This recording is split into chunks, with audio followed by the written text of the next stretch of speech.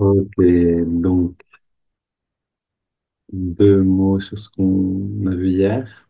Donc, il ne s'agit pas de cautionner les erreurs de votre entourage, mais de les contrer avec sagesse et patience. La vulgarité, l'agressivité ou la familiarité excessive ne corrigeront jamais les fautes des autres. Donc, cette idée en fait, de découvrir une relation respectueuse avec nos proches. Quelquefois, on en a déjà, c'est merveilleux si c'est le cas, mais sinon, on a besoin en fait de littéralement de reconstruire une relation avec nos proches qui soit respectueuse. Je me rappelle une fois de quelqu'un qui me disait, paradoxalement, c'est dans la famille où on se manque le plus de respect alors que c'est là où on devrait se respecter le plus. Et c'est un paradoxe, on a besoin de voir puis d'inverser en fait. Comment je fais pour parler à mes parents, à mes frères et sœurs, à mes enfants, avec ce même détachement, c'est-à-dire ce même respect que si je ne les connaissais pas. Parce qu'en réalité, je ne les connais pas. Je peux voir l'image que je projette sur eux, mais je ne peux pas les voir. Et j'ai besoin de rentrer dans l'expérience, dans une relation dans laquelle je ne les connais pas pour pouvoir les découvrir. Il y a que de cette manière, en fait, qu'on va pouvoir aller vers une autre qualité de relation. Donc, cette distance implique souvent de savoir rester en silence. On a vu ça aussi euh, dans ce dernier texte. OK. Alors, continuons un petit peu.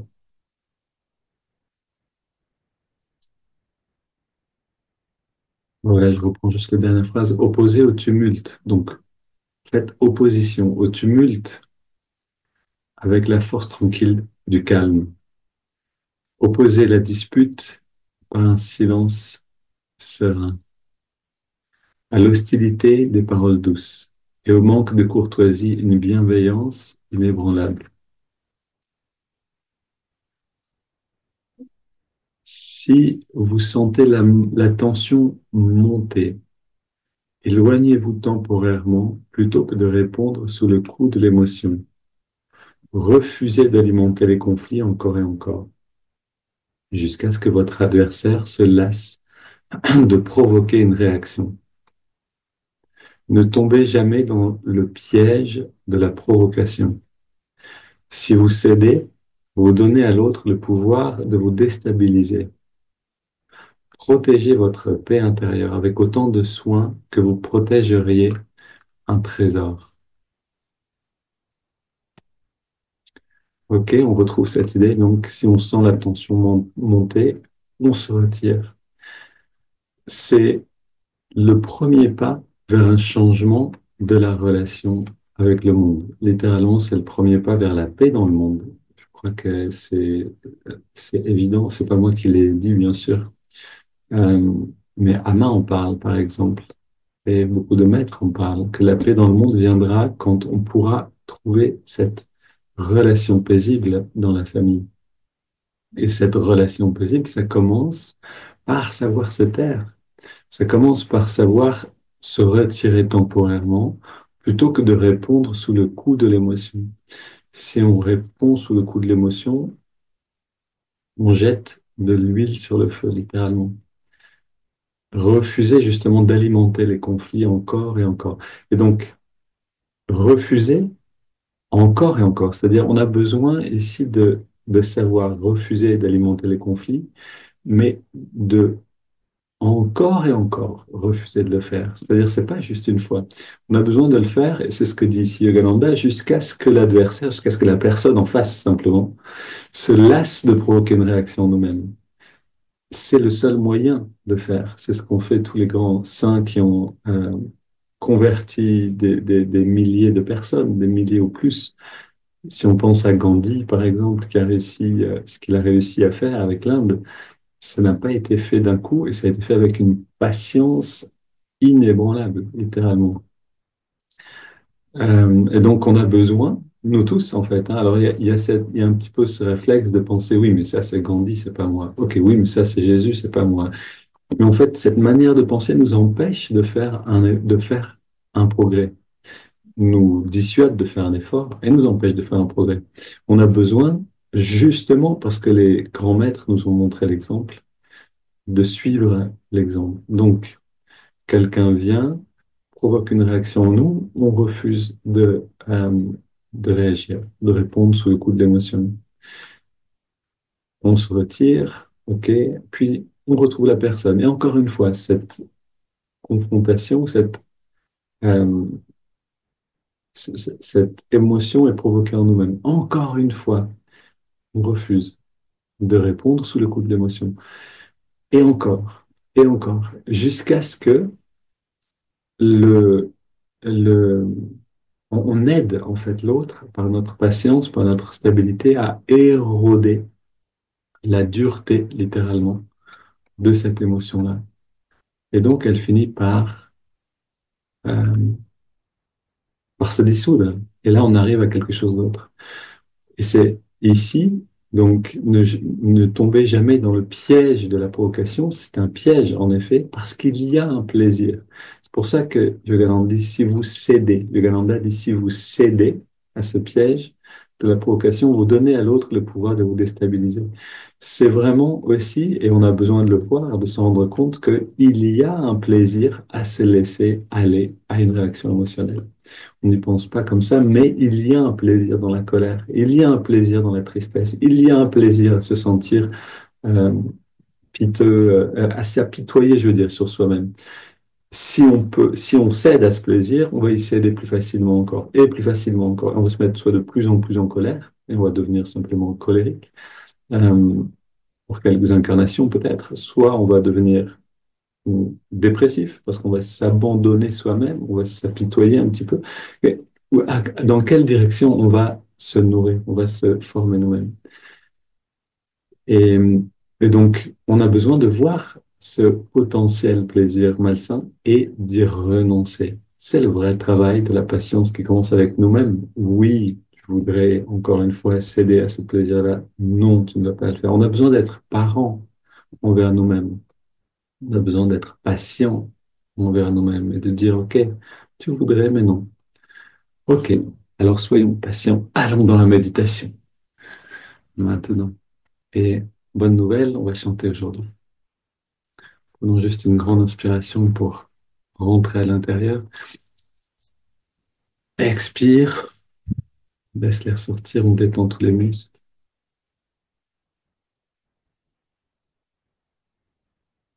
Encore une fois, on expire et on se détend plus encore. On est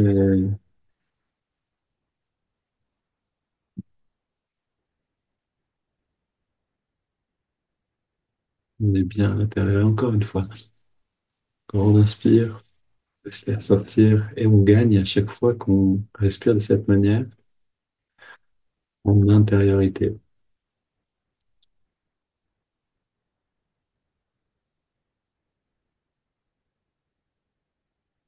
Encore une fois, une grande inspire, expire. Est-ce qu'on peut voir qu'on se sent de mieux en mieux? Littéralement, là, on est en train de faire le travail qu'on a besoin de faire quand on est dans une interaction avec quelqu'un et que l'interaction va nous faire sortir de nous-mêmes. Refaisons-le encore une fois, une dernière, une grande inspire, expire.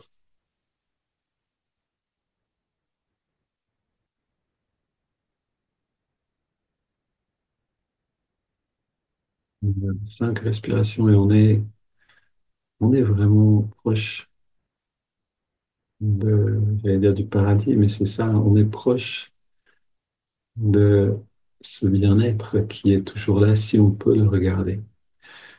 Et dans cette perception, on est à l'abri. Juste ce qu'on vient de faire, faites-le quand vous pouvez le faire, quand quelqu'un vient, quand simplement une situation provoque une réaction en vous. Et à partir de là, Allez dans le cœur et chante ensemble.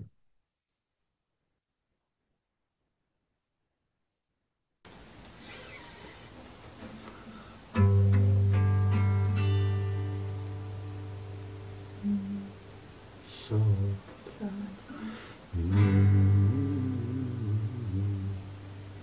ok. Sors de l'obscurité, ô mène-nous dans ta lumière, remplis-nous de lumière. Sors de l'obscurité, ô mène-nous dans ta lumière, remplis-nous de lumière. Sors de l'obscurité, ô baigne-nous dans ta lumière. Sors de l'obscurité, ô baigne-nous dans ta lumière. Remplis-nous de lumière. Sors de l'obscurité, ô baigne-nous dans ta lumière. Remplis-nous de lumière. Sors de l'obscurité, ô baigne-nous dans ta lumière, remplis-nous de lumière. Sors de l'obscurité, ô baigne-nous dans ta lumière. Sors de l'obscurité, ô baigne-nous dans ta lumière, remplis-nous de lumière.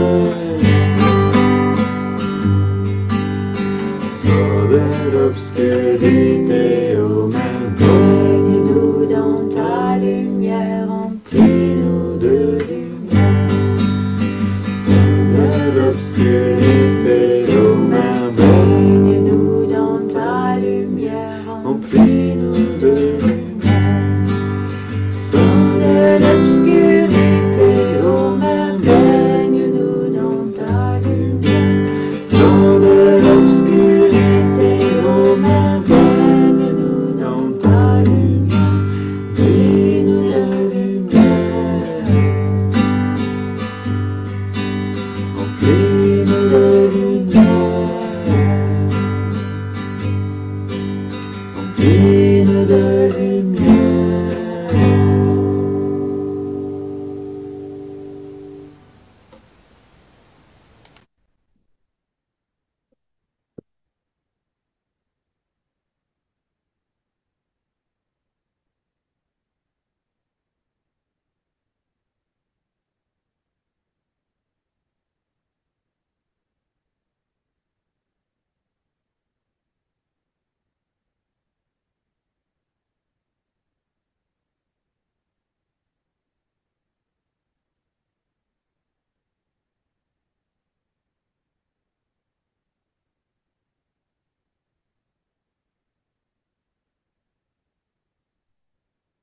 Une pollution.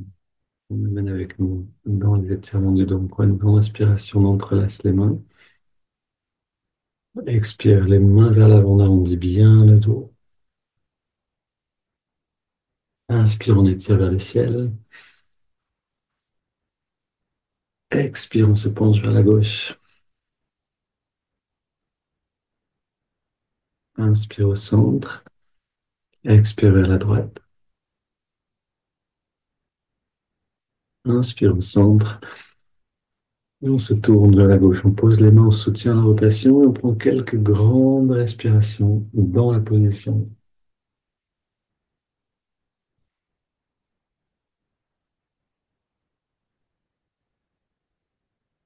Et on revient au centre. Inspire, on étire vers le ciel. Expire, on se tourne vers la droite. Quelques grandes respires.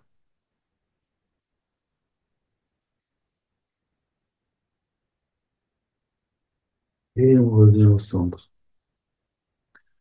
Les mains sur les... pardon, on pose les mains derrière. Hop, c'est parti. On ouvre la poitrine. Deux, trois grandes respires. On resserre les coudes et les épaules en arrière.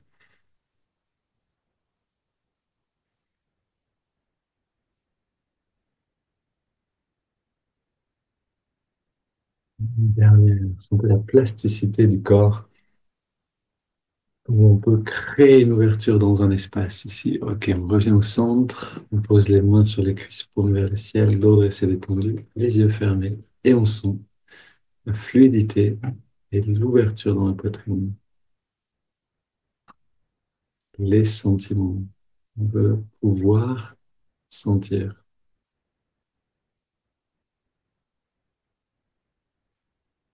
Si on est fermé à cet endroit-là, nos méditations sont desséchées. Et, c'est comme une plante qu'on n'arroserait jamais. On a besoin d'arroser la, cette croissance de la conscience avec l'eau spirituelle de la dévotion, du sentiment orienté vers le divin. Maintenant, prenons une douzaine, une quinzaine de respirations profondes.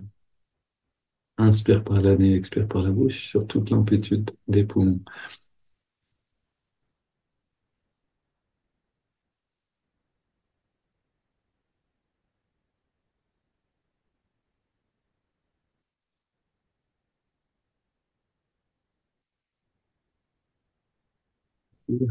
L'effort de respirer profondément.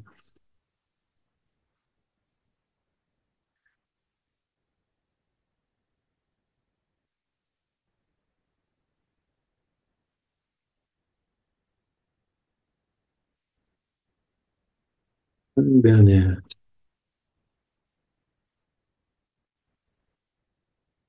Une dernière. Essayez de saturer le corps en énergie.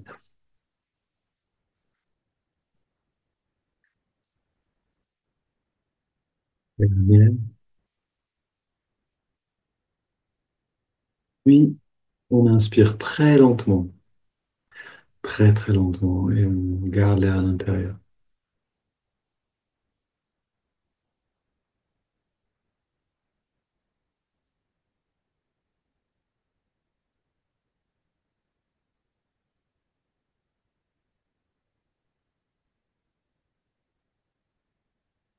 On détend bien tous les muscles. Et on détend encore plus, comme un plongeur qui se prépare. Puis on laisse l'air sortir et on arrête de respirer. Et dans cet arrêt du souffle, on entre dans les sensations subtiles du corps d'énergie.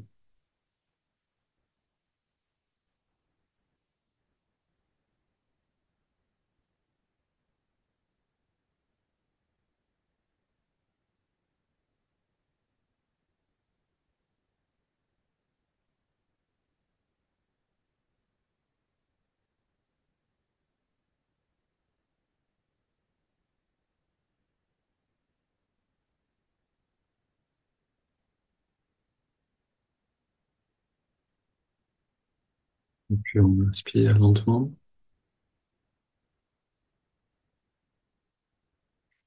On remplit les poumons et on garde l'air dedans. On rentre le ventre, on contracte le périnée, on redresse le regard un peu plus. On relâche tout et on expire naturellement.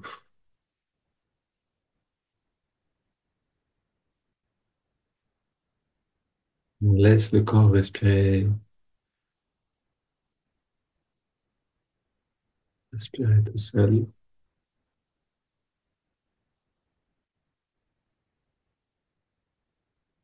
On sent le bien-être qui est là, on sent les changements de perception.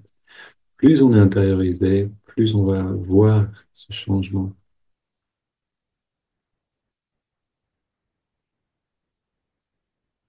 Si on est condamné à errer à l'extérieur de nous-mêmes, on ne pourra rien voir de tout ça. Donc on a besoin d'apprendre à se détendre,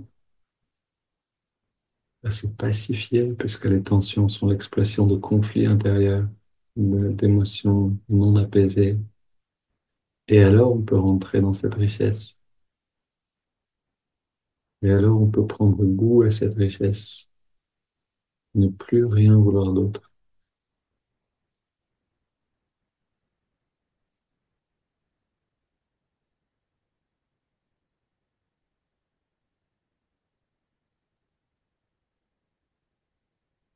Maintenant, prenons une double inspiration par les narines, en serrant les poings, en contractant tous les muscles.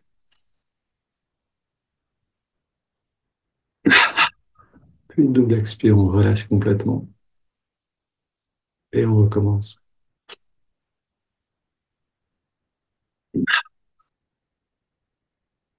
On prend le temps aussi de ressentir à chaque fois qu'on relâche tout.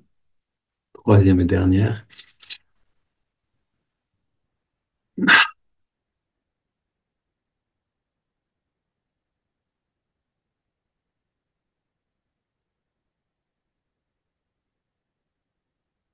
Et dans cette détente, dans cette immobilité, on inspire lentement par les narines sur 5, ressentant l'énergie remonter le long de la colonne. C'est parti.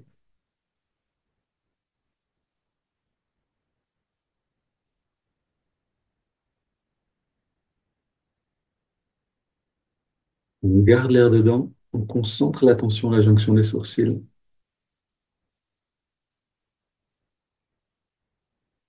Expire. On sent un bien-être, une texture lumineuse qui se répand en nous. À nouveau, inspire.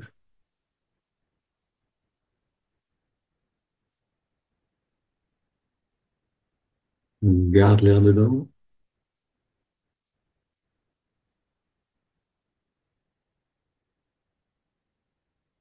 Expire. La texture de l'invisible, c'est ce bien-être qui est l'expression de la conscience. À nouveau, inspire.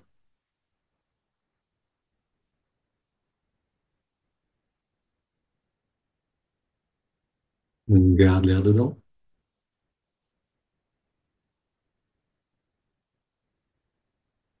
Expire.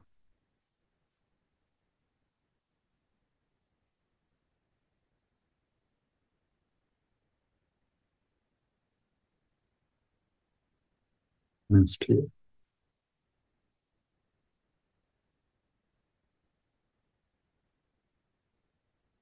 On retient le souffle.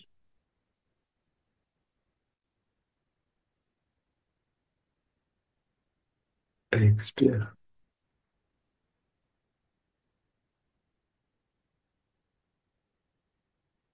Et on prend une grande inspiration et on laisse le corps respirer naturellement.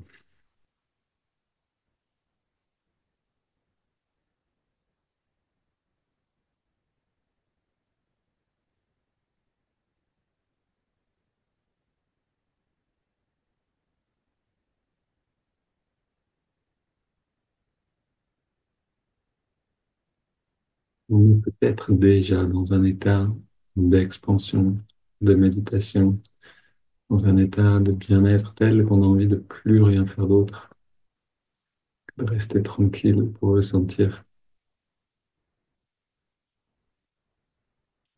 Plus on pratique régulièrement et plus tôt cet état va s'installer en nous, même dans les préparations, dans les techniques de préparation. On va quand même plus loin encore. On amène l'attention dans les narines. On trouve l'endroit où on sent l'air le mieux. À cet endroit-là, on ressent la fraîcheur de l'inspire et la tiédeur de l'expire.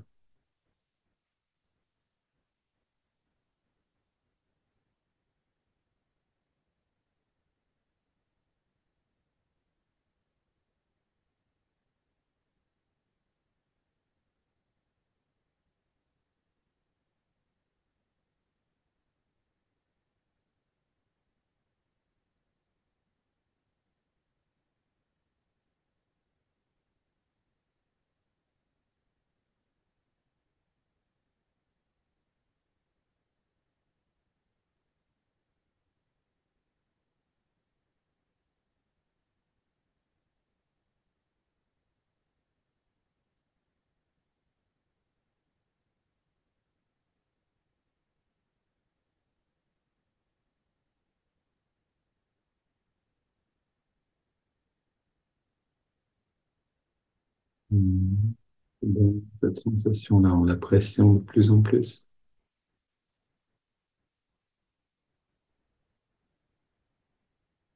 en ressentant notre perception du souffle qui s'affine, qui change, qui devient de plus en plus agréable.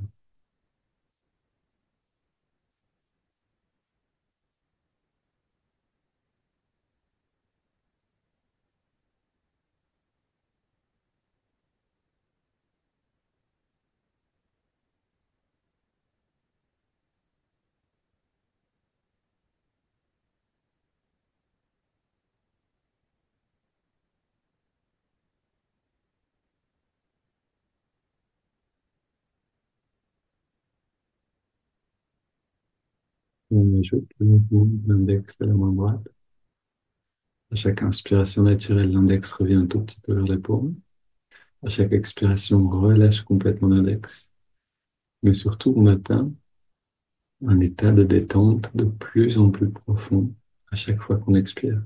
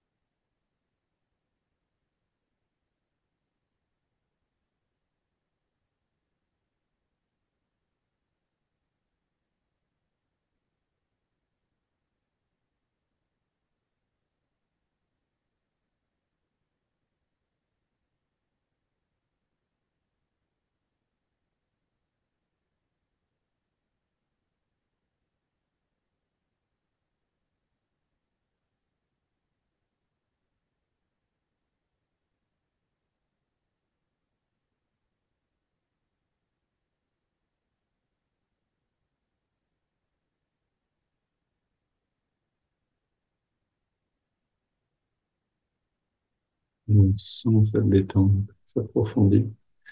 C'est ce ressenti qui nous permet d'avancer. Et on ajoute le mantra Hong So.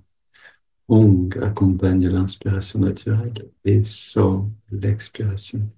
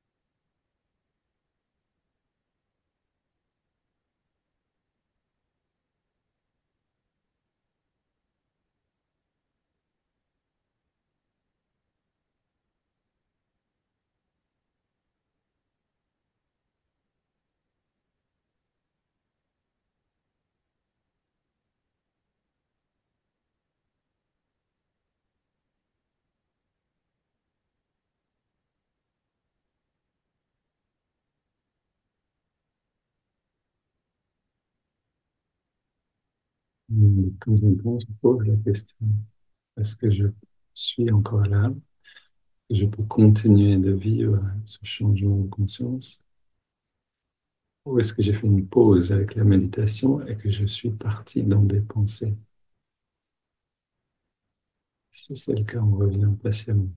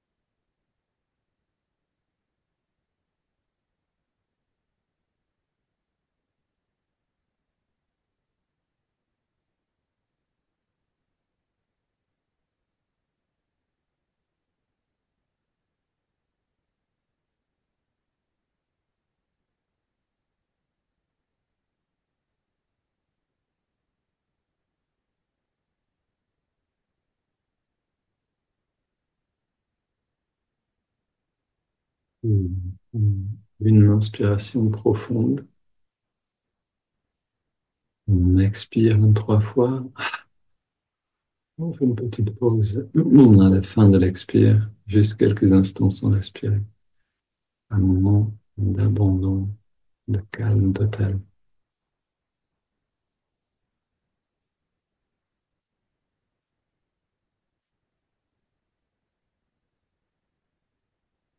On laisse le corps respirer à nouveau naturellement. On abandonne aussi les techniques de concentration,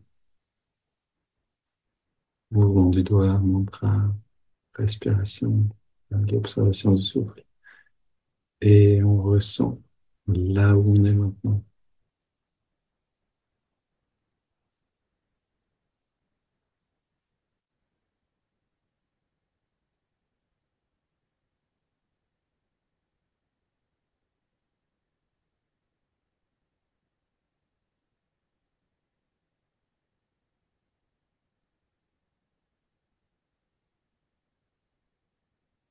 On observe la perception avec beaucoup de respect pour cet état de conscience qui nous est donné de vivre maintenant, aujourd'hui, avec gratitude pour là où on est maintenant.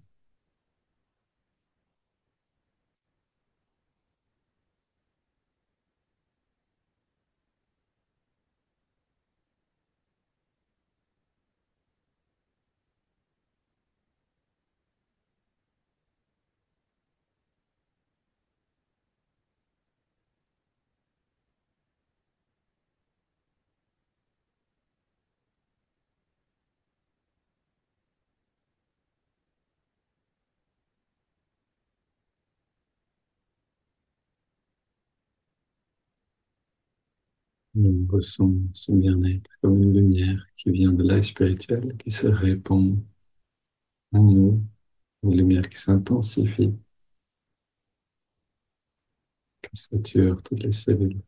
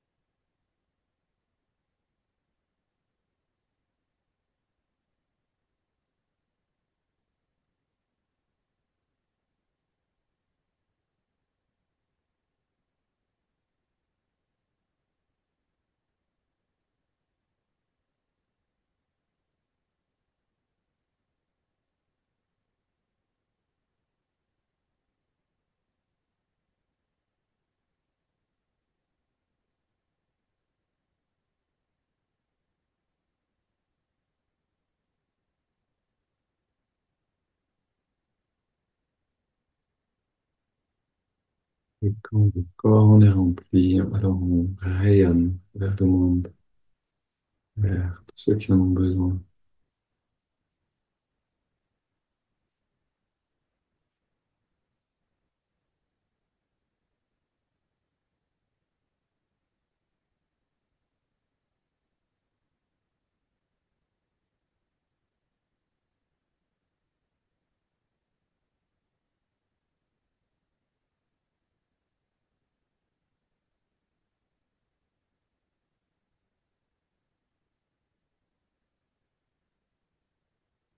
On propose de rester encore dans cet état autant qu'il est présent, puis d'envoyer quelques pensées, quelques ohms dans la direction de notre ami qui a besoin d'énergie et de soutien. Bonne journée à tous.